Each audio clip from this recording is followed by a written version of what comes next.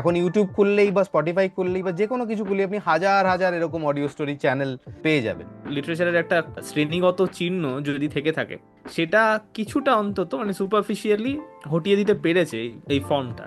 এটা এক ফর্মের বিপ্লব তো বটেই আমার কাছে অন্তত। ফর্ম আর কন্টেন্টের যে ডায়ালেকটিক্যাল আলোচনাটা, মানে সাহিত্যের একটা অংশকে লিবারেট করছে, কিন্তু সত্যি কি করছে? আজকাল ইউটিউব বা যে কোনো ধরনের এই ধরনের প্ল্যাটফর্মগুলো খুললে মনে হয় যে বাঙালির ঘরে ঘরে বোধহয় গোয়েন্দা আর ভূত এত বেশি যে সাধারণ মানুষই কম পড়ে যাবে কয়েকদিন পর থেকে। মানে সবার মামা কাকা দাদা পিসেমশাই জ্যাঠামশাই পিসিমা খুড়িমা সবাই গোয়েন্দা। তোমাকে তো নতুন কিছু গল্প সবসময় প্রডিউস করতে হবে, 10টা চ্যানেলের সাথে তোমাকে কম্পিট করতে হচ্ছে। এই ট্রোপ রিপিটেশন বা জনরের যে স্যাচুরেশনটা তৈরি হচ্ছে সেটা বাড়তে বাধ্য, এবং সেটাই হচ্ছে। আজকের কনটেক্সটে আমার রাজনৈতিক চিন্তার সাথে পুরোপুরি মিলছে না, বা আমার একটু সেন্সিটিভ লাগছে বলে ওটাকে আমি সেন্সর করছি বা পাল্টে দিচ্ছি। এইটা কি জোর করে আমার মতামতটা যে শুনছে তার উপর চাপিয়ে দেওয়া নয়? যতই এই ধরনের লিমিটেশন থাকুক না কেন, ওভারঅল এটা একটা বিপ্লব হিসেবেই দেখা উচিত বলে আমার মনে হয়। আচ্ছা, মহাসাবলেশন পডকাস্টের দ্বিতীয় এপিসোড শুরু হলো। আগের এপিসোডটা মানে শেষ এপিসোডটা, টেকনিক্যালি আমাদের প্রথম এপিসোডটা আসার পর বোধহয় 50 বছর কেটে গেছে। এবং দ্বিতীয় এপিসোডটা আসতে এত দেরি যে হলো, এর কারণ এই নয় যে আমরা প্রচণ্ড ব্যস্ত। আসলে ব্যাপারটা হচ্ছে যে ওই আজ করব কাল করব, কাল না হলে পরশু করব রেকর্ড, এই করতে করতে করতে করতে অনেক বছর কেটে গেল আর কি, মানে অনেক মাস কেটে গেল।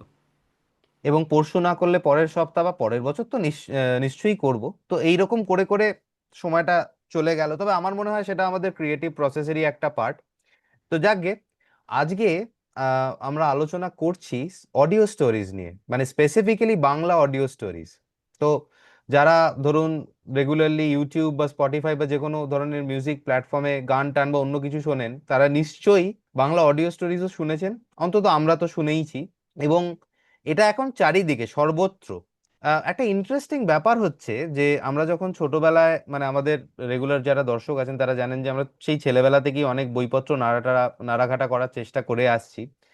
তো আমরা একটা জিনিস চোখের সামনে যেটা দেখলাম যে আস্তে আস্তে এই যে লিটারেচার কনজাম্পশন করার যে প্রসেসটা, সেটা আস্তে আস্তে পরিবর্তিত হয়ে গেল, মানে পুরোপুরি চেঞ্জ হয়ে গেল। এই যে গল্পের বই যেটা ছিল মানে স্পেসিফিক্যালি একটা ফিজিক্যাল অবজেক্ট, সেখান থেকে আস্তে আস্তে সেটা অডিওতে রূপান্তর করলো বা স্থানান্তর করলো, টু বি মোর স্পেসিফিক। এবং এই যে কনটেক্সট, মানে কনজাম্পশনের কনটেক্সটটা যে চেঞ্জ হচ্ছে, সেটা কিন্তু খুব ইন্টারেস্টিং ব্যাপার। কারণ আগে ধরুন আপনি একটা বই পড়ছেন, সেই বইটা আপনি তাক থেকে নামালেন, মোটাসোটা একটা বই, সময় নিয়ে পড়ছেন, টাইম লাগছে, ঘাড় ব্যথা হচ্ছে। কিন্তু এখন আপনি রান্না করতে করতে, ঘর ঝাড় দিতে দিতে বা দাঁত মাজতে মাজতে আপনি মোবাইলে বা যে কোনো আপনার ডিভাইসে আপনি চালিয়ে রাখুন। পুরোপুরি একটা মাল্টিটাস্কিং কম্পেটেবল একটা ফরম্যাট। এবং এটা আমার মনে হয় যে খুব ইন্টারেস্টিং, কারণ এটা কিন্তু দিন দিন আরো বৃদ্ধি পেয়েছে। মানে প্রথম দিকে ধরুন যখন হচ্ছিল তখন হয়তো গুটি কয় বেরোতো। এখন ইউটিউব খুললেই বা স্পটিফাই খুললেই বা যে কোনো কিছু খুললেই আপনি হাজার হাজার এরকম অডিও স্টোরি চ্যানেল বা সেকশন পেয়ে যাবেন। যেটা প্রথমেই বললাম যে ছোটবেলা থেকে অনেক বইপত্র নাড়াঘাটা করার চেষ্টা করে আসছি, এবং কিছু ক্ষেত্রে নিজেদের সোশ্যাল লাইফ বা তথাকথিত সোশ্যাল লাইফ বিসর্জন টিসর্জন দিয়ে। তাতে যেটা হয়েছিল যে মানে যখন অডিও স্টোরিটা বা অডিও ড্রামা আস্তে আস্তে পপুলার হচ্ছে, আমার একটা জিনিস মনে হলো যে আমি ক্লাস 7-8-এ ধরুন মানে ডিকেন্সের বা যে কোনো একটা মোটা বা, বই টই নামিয়ে খুব, মানে বই টই দেখে ডিকশনারি দেখে টেকে মানে বুঝে পড়লাম যে আচ্ছা এইটার এই মানে, এটার এই ব্যাপার। এবং তাতে আমার মনে হলো যে বাহ, আমি তো 4খানা ডিকেন্স পড়ে ফেলেছি এই অল্প বয়সে। বা শুধু ডিকেন্স কেন, যে কোনো কিছুই, টলস্টয় থেকে শুরু করে সবকিছুই। পরে দেখলাম যে জাস্ট যখন এই অডিও ফরম্যাটটা পপুলার হতে শুরু করলো, অনেকেই যাদের ধরুন এই কনটেক্সটটা ছেলেবেলায় ছিল না বা থাকার সুযোগ ছিল না, অনেকেই সেটা পড়ে ফেলছে। এবং প্রথম প্রথম আমার একটু রাগই হয়েছিল বলতে আর অসুবিধা নেই, যে এ কি রে বাবা, আমি এত কষ্ট টষ্ট করে মানে বই টই দেখে পড়লাম, এরা দুম করে অডিও স্টোরিতে 2 ঘন্টায় শুনে নিল ব্যাপারটা। তাতে খানিকটা প্রচ্ছন্ন এলিটিজম যে আমার মধ্যেও ছিল, সেটা আমি অস্বীকার করব না। তো তোমার তোমার কি এরকম কোনো এক্সপিরিয়েন্স আছে? হ্যাঁ, এই ব্যাপারটা তো আমারও বেশ কয়েকবার মনে হয়েছে প্রথম দিকে, মানে যখন আজকের ফর্মের অডিও স্টোরি বা অডিও ড্রামা সবে মানে শুরু হচ্ছে মোটামুটি বলা যায়। আগেও হয়েছে কিন্তু এই ফর্মে সেই সময় শুরু হচ্ছে, তখন প্রথম দিকে আমারও এটা মনে হয়েছিল, তখন স্কুলে টুলে পড়ি আর কি, ইত্যাদি ইত্যাদি ব্যাপার। কিন্তু সেটা খুব বেশি দিন স্থায়ী হয়নি এই এই এলিটিজমটা। তার একটা কারণ হচ্ছে আমার নিজের এক পরিচিত, মানে আমার খুবই ঘনিষ্ঠ বন্ধু এক দাদা, হুম। সে প্রবাসী বাঙালি। সে ছোটবেলা থেকে কলেজের আগে অবধি কাটিয়েছে অন্য রাজ্যে। ফলে সে বাংলা বলতে পারে, বুঝতে পারে অবভিয়াসলি, কিন্তু পড়তে আর লিখতে তার একটু সমস্যা হয়। সমস্যা মানে সে বলতে, মানে পড়তে আর লিখতে পারে, কিন্তু তার একটু বেগ পেতে হয়। এবার সে ছোটবেলা থেকে তার জিওগ্রাফিক্যাল লোকেশনের জন্যই, আমরা যেরকম ইচ্ছে হলো একটু বাংলা বই কোথা থেকে অর্ডার দিলাম, বা সেই সময় ই কমার্স সাইট এত ছিল না, কিন্তু কাউকে একটা বলা যেত যে কলকাতায় যাচ্ছ, তাহলে এই বইগুলো একটু দেখো পাওয়া যায় কিনা, নিয়ে এসো, বা এরম টাইপের যদি সম্ভব হয়। হুম। এই সুযোগটা তো ওর ছিল না, ওখানে বাংলা বইয়ের কোনো দোকানই ছিল না। ও তারপর এই অডিও স্টোরিগুলো শুনতে শুরু করলো, এবং বছর দেড়েক, বছর দুয়েক এরকমের মধ্যে, বা তারপর যদি তুমি পুরো দশকটা ধরো, সেই গোটা দশকটা যদি ধরি, তাহলে এমন কোনো আহ, মানে তথাকথিত মেইন স্ট্রিম লিটারেচারের এমন কিছু নেই যেটা ও ইনডেপথ জানে না। কয়েকটা হয়তো একাধিকবার শুনেছে, সেটা ওর মনেও আছে। ছোটবেলা থেকে যে কনটেক্সটটা ও পায়নি ও জিওগ্রাফিক্যাল লোকেশনের কারণে, এবং সেটাকে মেটেরিয়াল কন্ডিশনেরই একটা পার্ট হিসেবে ধরছি আমি, হুম। সেটা ওকে অলমোস্ট হাতে, মানে পাতে সাজিয়ে দিল অডিও ড্রামা। এইটাকে যদি বিপ্লব বলা না হয়, তাহলে আমি জানি না বিপ্লব কাকে বলে। এটা এক ফর্মের বিপ্লব তো বটেই, আমার আমার কাছে অন্তত। আর এই যে এলিটিজমটার কথা তুমি বললে, এটা আমার মনে হয় ওই দু এক বছরের যে এলিটিস্ট একটা চিন্তা থাকে, সেটার একটা কারণ হচ্ছে ছোটবেলায় নিজেকে কোনো একটা মানে বড় কনটেক্সটে দেখতে না পেয়ে, মানে আমি যে হঠাৎ করে এই বইটা কিনে পড়তে পারছি এখন, বা পড়ার সময় দিতে পারছি, সেটার কি কনটেক্সট থাকতে পারে সেটা না ভেবে আমি পড়ে ফেলেছি, এই অ্যাচিভমেন্টে আনন্দ পাওয়ার যে একটা অদ্ভুত অনুভূতি, সেইটারই ডেফিনেটলি। একটা বহিঃপ্রকাশ। সেটা খুব বেশি দিন স্থায়ী হওয়া উচিত নয়, আর হয়ও নি। এটা সত্যি যে মানে এই ওভারঅল, এবং আমিও মনে করি যে এই অডিও স্টোরি বা ড্রামাটা যখন আস্তে আস্তে আসতে শুরু করলো, তাতে ওভারঅল একটা এলিটিস্ট গেট কিপিং যেটা ছিল লিটারেচার এবং বিশেষ করে ক্লাসিক লিটারেচারের ক্ষেত্রে, সেটা কিছুটা হলেও নড়েছে। পুরোপুরি সরে গেছে না ভেঙে গেছে সেই প্রসঙ্গে আমি যাচ্ছি না। তার একটা কারণ হচ্ছে, আমার মনে হয় আমি যদি বাংলার কনটেক্সটেও দেখি, মানে আগে ধরো কারা বই পড়তো, মানে আমার হাতে একটা পার্টিকুলার, আমার একটা, তুমি যেটা বলছিলে যে মেটেরিয়াল কন্ডিশন, এবং মেটেরিয়াল কন্ডিশন তো সবসময় শুধু ইকোনমিক নয়, নানা রকম জিনিস হতে পারে, জিওগ্রাফিক্যাল হতে পারে, আমার কোন সোসাইটাল স্ট্রাকচার আমি বেড়ে উঠছি, আমার চারপাশে কি রয়েছে, বা আমার অ্যাক্সেস রয়েছে কিনা সব ক্ষেত্রে, বা আমি সেই সময়টা দেওয়ার মতো সময় আমার কাছে আছে কিনা। আগে অনেক বেশি টাইম ইনভেস্ট করতে হতো, এবং সেই টাইমটা যারা ইনভেস্ট করতে পারতেন, নট নেসেসারিলি সবসময় কিনে করতে হচ্ছে বই। ধরুন আপনার বাড়ির কাছে কোনো একটা লাইব্রেরি রয়েছে, কিন্তু সবার বাড়ির কাছেই যে 10টা করে লাইব্রেরি থাকবে এমন তো কোনো মানে নেই। তো এটা খুবই স্বাভাবিক যে সবার ক্ষেত্রে এই জিনিসটা সম্ভব হয়ে ওঠেনি। এই পার্টিকুলার যারা, এই যে শ্রেণী, যেই যারা বই পড়ছে বা বাড়িতে বই রাখছে বা লাইব্রেরি থেকে বই কিনছে, সেটা কিন্তু মোটামুটি হিস্টোরিক্যালি ওই মিডল ক্লাস ভদ্রলোক কালচার দ্বারাই ডমিনেটেড। সেটা আস্তে আস্তে ব্রেক ডেফিনেটলি হয়েছে, তো আমি তোমার সাথে সেখানে অ্যাবসলিউটলি এগ্রি করছি। এখানে একটা খুব গুরুত্বপূর্ণ প্রসঙ্গ অনেক ক্ষেত্রেই আমরা মিস করে যাই, সেটা হচ্ছে ফর্ম আর কন্টেন্টের যে ডায়ালেকটিক্যাল আলোচনাটা। তো এখানে একটা জিনিস ক্লিয়ার করে দেওয়া ভালো, যে কন্টেন্ট বলতে আমি কি বোঝাতে চাইছি। কন্টেন্ট মানে কিন্তু শুধু আমি টেক্সট, মানে ধরুন একটা অডিও স্টোরি হচ্ছে কোনো একটা ছোট গল্প নিয়ে বা যে কোনো একটা কিছু নিয়ে, সেই গল্পের টেক্সটটা বলতে কিন্তু আমি শুধু কন্টেন্ট বলছি না। সেই গল্পের টেক্সটটা তো definitely part of the content, but আরো সবকিছুই, মানে ধরুন আপনি গল্পটা শুনছেন, সেই গল্পটার ব্যাকগ্রাউন্ড স্কোরিংটা কিরকম, কোথায় কিরকম অ্যাম্বিয়েন্ট মিউজিক ব্যবহার হচ্ছে, কোন ইমোশনটা ইভোক করার সময় কি ধরনের মিউজিক ইউজ করা হচ্ছে, এবং তার ডেসিবেলের তারতম্য কত, এই সব কিছুই, এবং সেন্সরি এলিমেন্টস, ইন্টারাকশন কিভাবে হচ্ছে।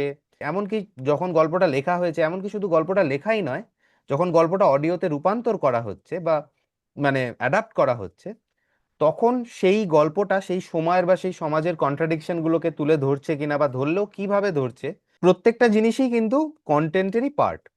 এবং এখানে একটা জিনিস দেখবেন যে এই এত কিছু যে বললাম তার মধ্যে ফর্মের মানে লেআউট কিছুটা স্ট্রাকচার কিছুটা মিডিয়ামের কিছু কিছু অংশ এদিক ওদিক মিশে যাচ্ছে।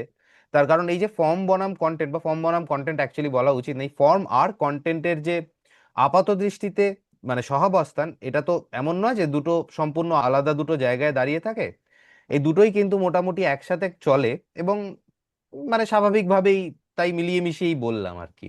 অডিও স্টোরিটা আস্তে আস্তে পপুলার যখন হচ্ছে, মানে অডিও ড্রামা বা অডিও স্টোরি যাই বলি, যদিও আমার মনে হয় দুটোর মধ্যে একটুখানি হলেও পার্থক্য রয়েছে, সে প্রসঙ্গে পরে আসবো। সেটা ওই 2008 বা 2007-8-এর ওই অর্থনৈতিক একটা ভয়ানক মন্দাটা কেটে উঠে পৃথিবীটা নতুন করে গ্লোবালাইজেশনটা আরো অন্যরকম ভাবে আমরা দেখতে পাচ্ছি, এবং ক্যাপিটালিস্টিক সোসাইটির একটা অন্য রূপ আমরা দেখতে পাচ্ছি। সেটা খারাপ না ভালো সেই প্রসঙ্গে আমি যাচ্ছি না। তো এই যে এতদিন কন্টেন্ট বলতে আমি শুধু একটা গপ্প বুঝে এসেছি, সেটা চেঞ্জ হয়ে যাচ্ছে। মানে সেই সময়ে কি ধরনের গপ্প চলবে বা কি ধরনের ইমোশন ইভোক করবে সেটা বেশি প্রাধান্য পেয়ে যাচ্ছে কন্টেন্টের ক্ষেত্রে। এবং এই রকম একটা ফাস্ট মুভিং ওয়ার্ল্ডে, যেখানে ধরুন মোটামুটি ভাবে কিছুটা টেকনিক্যাল ডেমোক্রেটাইজেশন তো অবশ্যই হয়েছে, কম্পিউটার, ইন্টারনেট বা অন্যান্য ধরনের মাধ্যমের সুবিধা বাড়ছে, সেই সময় কি ধরনের ফর্ম, মানে কি ধরনের জিনিসে সেই গল্পগুলো বেশি মানাবে, সেটা আরো বেশি করে মানে প্রকাশ পাচ্ছে। তাতে যেটা হচ্ছে, যেটা আমরা এতক্ষণ ধরে অনেকক্ষণ মানে ইনিয়ে বিনিয়ে বলার চেষ্টা করছি, যেই মানুষটি ধরুন আগে বই সেইভাবে পড়ার সুযোগ পাননি, তিনিও এখন নানা ধরনের জিনিসপত্র শুনছেন এবং জমিয়ে শুনছেন। সেইখানে সেই দিক থেকে বলতে গেলে ডেফিনেটলি এইটা কিছুটা হলেও, এই অডিও স্টোরি মাধ্যমটা কিছুটা হলেও লিটারেচারের একটা ক্লাস মোবিলিটি দিতে ডেফিনেটলি সক্ষম হয়েইছে, অন্তত আপাত দৃষ্টিতে। হ্যাঁ, মানে তুমি যেটা বলতে চাইছো যে লিটারেচারের একটা শ্রেণীগত চিহ্ন যদি থেকে থাকে, অবভিয়াসলি ছিল বা হুম। আছে, সেটা কিছুটা অন্তত মানে সুপারফিশিয়ালি হটিয়ে দিতে পেরেছে এই ফর্মটা। এখন তুমি ফর্ম আর কন্টেন্ট নিয়ে যেটা বলছিলে, সেখানে আমার একটা কথা বলার রয়েছে, সেটা হচ্ছে যে এই যে ধরো কন্টেন্ট তো প্রাইমারি, তো একটা যুগের কন্টেন্ট তার ফর্মকে ঠিক খুঁজে নেবে, সেই ফর্ম আর কন্টেন্ট তারপর নিজেরা ইভলভ করতে থাকবে, কারণ ফর্মেরও একটা ফিডব্যাক এফেক্ট তো এসে কন্টেন্টের উপর পড়বে, এবং কন্টেন্টের থেকে আবার একটা এফেক্ট ফর্মে যাবে। এই যে ডায়ালেকটিক্যাল যে ডায়ালগ চলবে ব্যাপারটার মধ্যে, তাতে ফর্মের কিছু এলিমেন্ট কখনো কন্টেন্টে মানে কি বলবো প্রকট হয়ে উঠবে, আবার উল্টোটাও হবে। হুম। তো এই দুটো জিনিসকে আমরা বিচ্ছিন্নভাবে দেখতে পারি না। তো এটা যদি এমন একটা ফর্ম হয় যেটা সত্যি বৈপ্লবিক, এবং আমি মনে করি এটা বৈপ্লবিক ফর্ম, মানে সাহিত্যের একটা অংশকে লিবারেট করছে, কিন্তু সত্যি কি করছে? আমার প্রশ্ন এই কারণেই যে এটা হচ্ছে কিভাবে।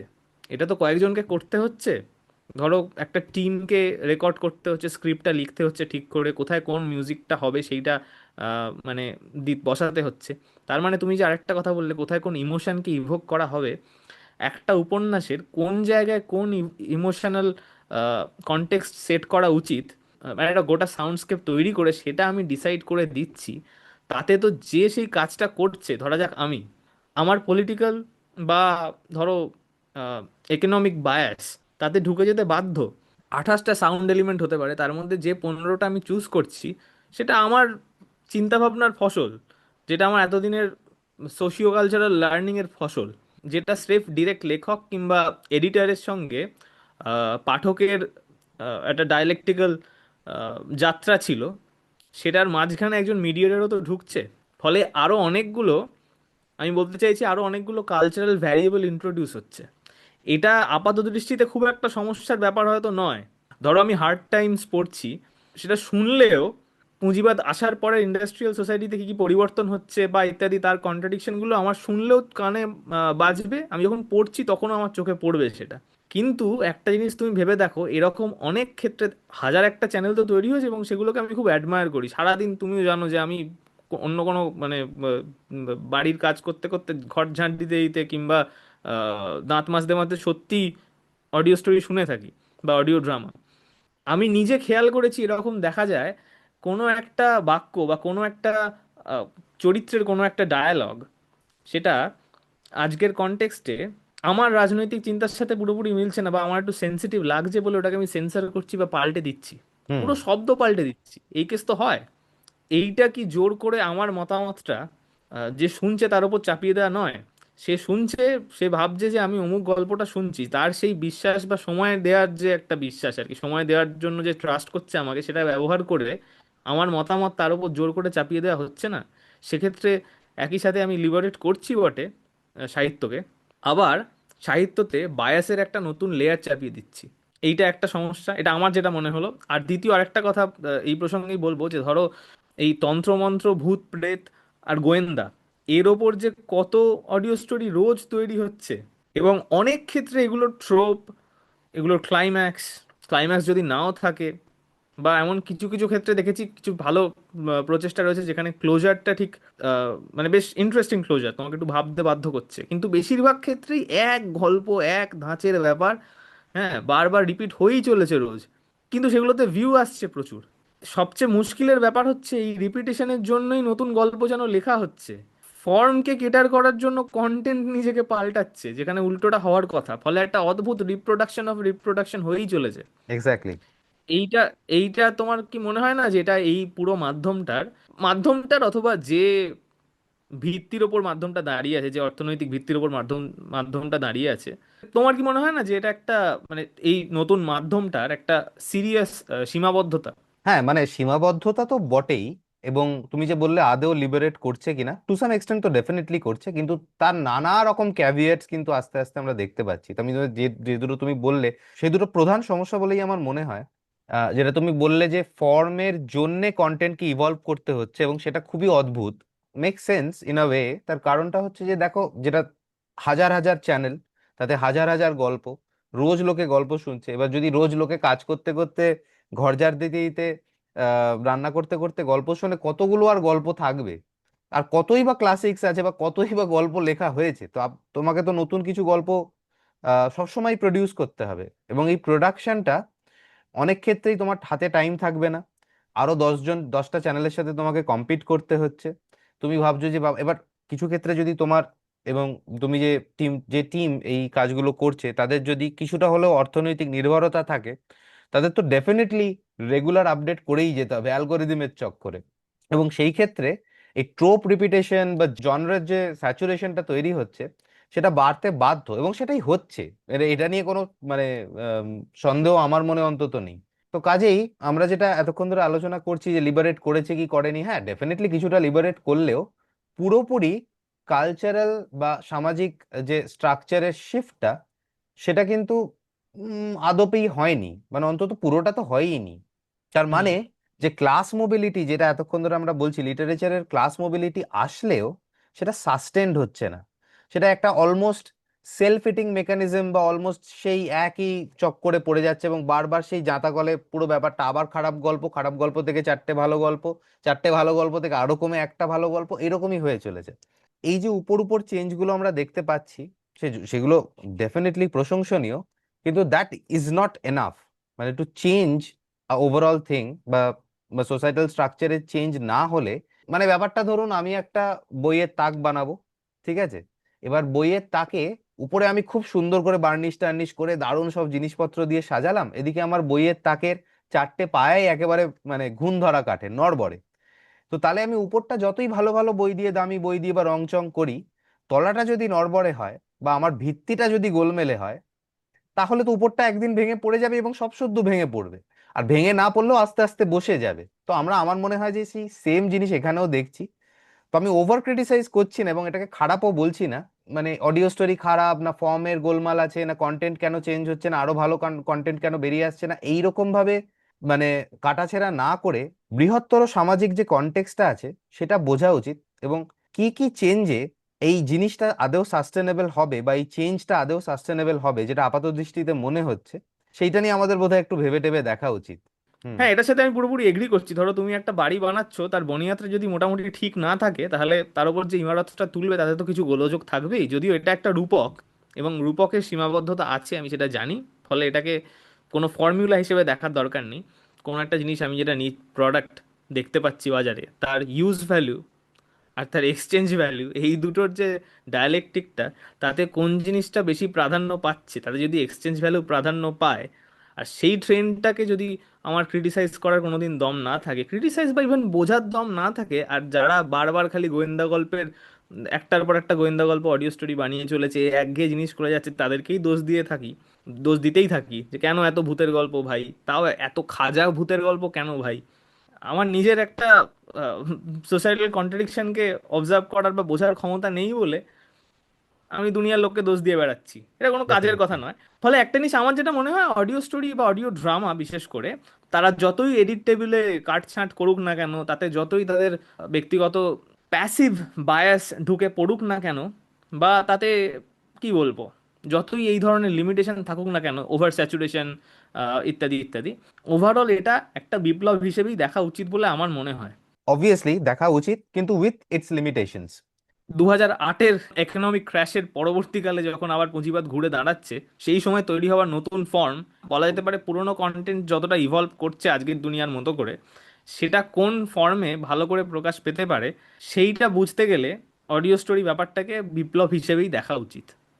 ওয়ার্ল্ড ওয়ার 2 এর পরে বাংলা লিটারেচারে, মানে বিশেষত কিশোর সাহিত্যে, কত ধরনের অ্যাডভেঞ্চার স্টোরিজ, মানে অমুক জায়গায় গল্পের নায়ক যাচ্ছেন গ্রিনল্যান্ডে গিয়ে চারটে বড় বড় গুপ্তধন উদ্ধার করছেন, এরকম গল্প কিন্তু মানে শয়ে শয়ে। এবং আরেকটা জিনিস আমি হুম। না বলে পাচ্ছি না, যে আজকাল ইউটিউব বা যে কোনো ধরনের এই ধরনের প্ল্যাটফর্ম গুলো খুললে মনে হয় যে বাঙালির ঘরে ঘরে বোধহয় গোয়েন্দা আর ভূত এত বেশি যে সাধারণ মানুষই কম পড়ে যাবে কয়েকদিন পর থেকে। মানে সবার মামা কাকা দাদা পিসেমশাই জ্যাঠামশাই পিসিমা খুড়িমা সবাই গোয়েন্দা, মানে কেউ এমন নয় যে গোয়েন্দা নয়। এবার তাহলে অপরাধটা হবে কি করে, সেটাও একটা ব্যাপার। কিন্তু সেই প্রসঙ্গে আলোচনা করার এখন সময় নেই, কারণ আমরা এবার আবার পাহাড় প্রমাণ আলস্যে ডুবে যাব। হুম। পরের এপিসোড কবে আসবে সেই বিষয়ে কোনো তথ্য এখনো অবধি আমাদের কাছে নেই। আর সেই বিষয়ে জিজ্ঞেস করে আমাদের লজ্জাও দেবেন না। আসবে নিশ্চয়ই, আজ না হয় কাল, না হয় না না পরশু। না, জিজ্ঞেস করবেন, সেই বিষয়ে জিজ্ঞেস করবেন, যাতে একটু কমেন্ট ফমেন্ট করলে এনগেজমেন্টটা তো বাড়বে। তো ওটা তা জিজ্ঞেস বটে, করবেন, তা বটে। জিজ্ঞেস করবেন, কিন্তু উত্তর পাবেন না। ঠিক আছে, চলো এবার কাটি।